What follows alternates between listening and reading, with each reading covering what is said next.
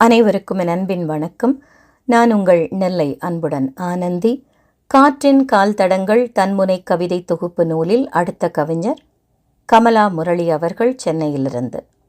ஓய்வு பெற்ற ஆங்கில ஆசிரியை. இவரது படைப்புகள் பல்வேறு தளங்களில் வெளிவருகிறது. மங்கை எனும் மந்திர தீபம் மொழிபெயர்ப்பு நூல், இந்துமதி கல்யாணம் எப்போ சிறுகதை தொகுப்பு, கிளியக்காவின் பாட்டு சிறார் சிறுகதை நூல், இவையெல்லாம் நல்ல வரவேற்பை பெற்றவை. கனவு இலக்கிய அமைப்பு, திருப்பூர் முத்தமிழ்ச் சங்கம் மற்றும் திருப்பூர் மக்கள் மாமன்றம் இணைந்து வழங்கிய திருப்பூர் சக்தி விருதை பெற்றவர். இவருடைய கவிதையிலிருந்து ஒன்று உங்களுக்காக.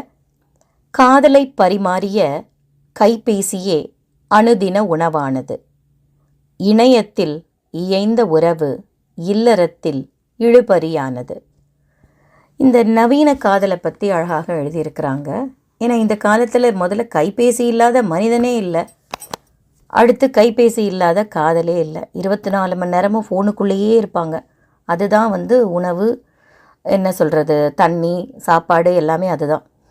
அப்படி காதலை பரிமாறி அந்த கைபேசியே அவர்களுக்கு அணுதின உணவாக மாறிவிட்ட அந்த சூழல், அது இணையத்தில் சந்தித்து ஒருவரோடு ஒருவர் இயைந்த அந்த உறவு இல்லறத்தில் இணைந்த பிறகு என்னாச்சு? இழுபறியானது.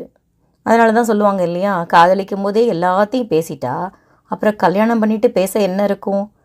பிரச்சனை தான் இருக்கும் அப்படின்னு கேலியாக சொல்கிறது உண்டு.